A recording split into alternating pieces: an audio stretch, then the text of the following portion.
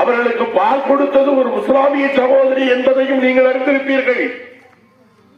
அது மட்டுமல்ல, திருச்சியில் இருக்கிற ஜமால் முகமது கல்லூரி முத்துராமலிங்க தேவருடைய பங்காளியினுடைய கல்லூரி தான் என்பதையும் நீங்கள் உணர வேண்டும்.